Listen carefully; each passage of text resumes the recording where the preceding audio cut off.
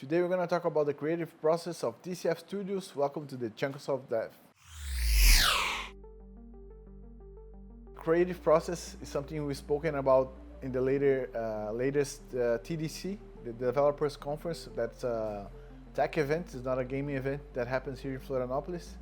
And it's something we thought to bring out to you guys so you can see how our ideas flourish from something that we do not expect to, that we call a seed idea, and flourish to something completely original.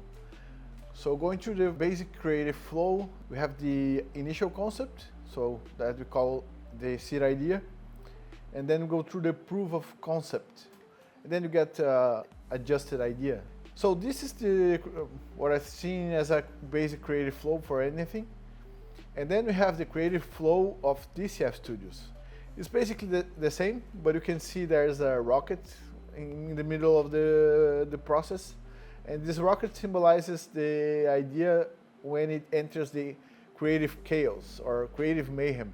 What's up, boy? The outcome of that is something that we never thought about when having the seed idea. Roughly speaking, you need to have a bad idea to have a good one. Roughly speaking, because the seed idea doesn't necessarily is a bad one, right? And we're gonna go through that studying the case of the Leshi, the origin of mayhem. All right, so let's check out where the Leshi is at. Leshi was an idea from Fefi. Fefi is our technical artist, and while doing the Leshi Harbor, that's a stage on Bunny Battle Nemesis, she had this incredible idea of including these guys that you can see in the background. So in this stage, which is called Leshi Harbor, is where we have an abundance of dolomites. Dolomites are, in our conceptual universe, the DCF universe, are powerful stones forged by the Anunnaki. The Anunnaki are characters and beings from a game we have in production called 40 Steps to Valhalla. And we're gonna check them out soon. And this will all make sense, and that's where the mayhem comes in. Here, we have some natural dolomites. So these natural dolomites are abundant in this stage. And the Leshi idea of Fefi, to Fefi, in her seed idea, they were a spiritual soul connected to those dolomites. And that was it. Like, they were supposed to be like a prop, a stage prop, or an NPC in the background, and that's it. That's where her idea. However, when she had this idea and showed it to me and explained a little bit why she included these beings in the background, that's when the creative mayhem came in. What's up, boy? Because we have a whole concept about the Anunnaki and how they connect to these dolomite stones. It's sort of like Venom. We are Venom. That summarizes and explains everything. And we needed an explanation in the universe to why in Cruz Brothers, for instance, we don't have an Anunnaki there.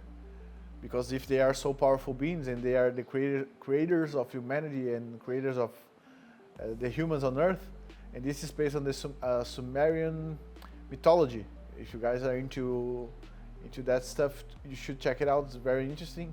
But we brought into our concept of the DCF universe, and these guys created us basically, and they have this power to mine minerals, forge them into dolomites, and bind to them, or either bind to them or use it in technology. For example, all the bosses on the Bunny Battle Nemesis that Amanda uses are powered by dolomite.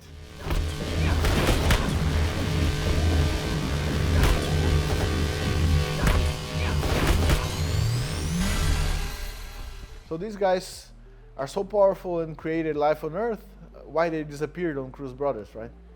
So we gave them a limitation of power. So it's sort of a Super Saiyan binding with Venom.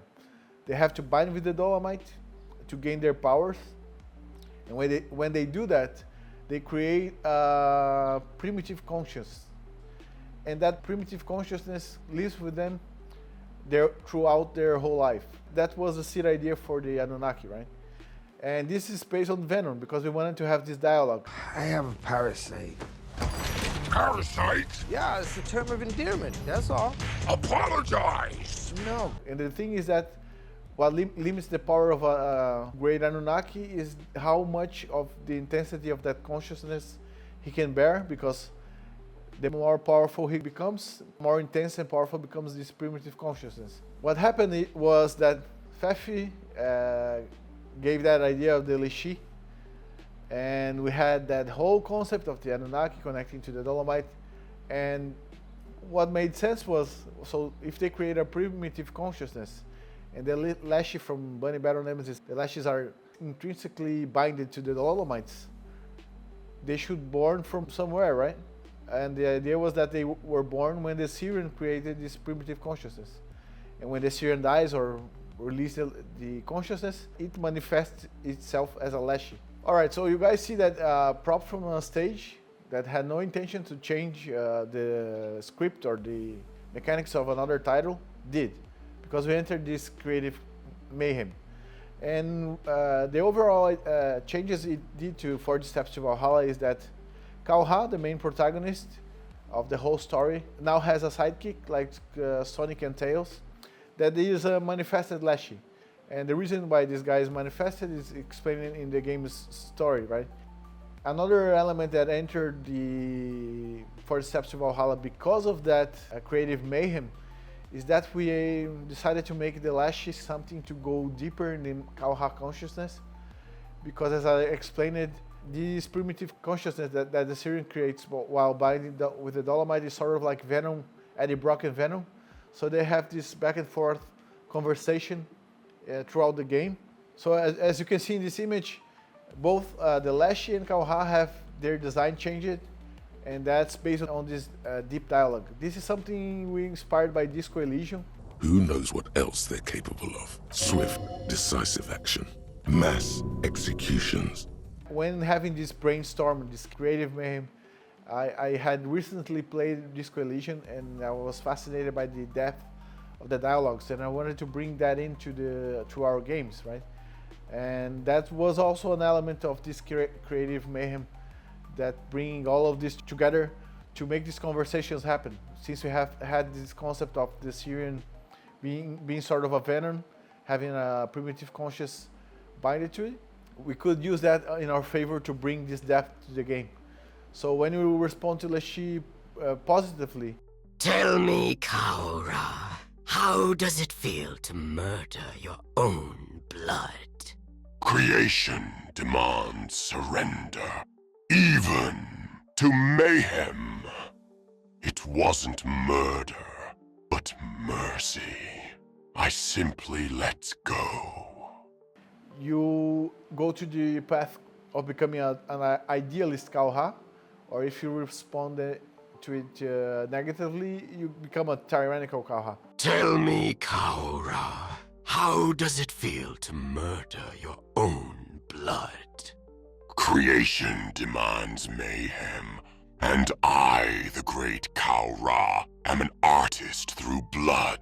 So bottom line, if you work with creativity or either with games itself, if you want to create something unique, let yourself lose control.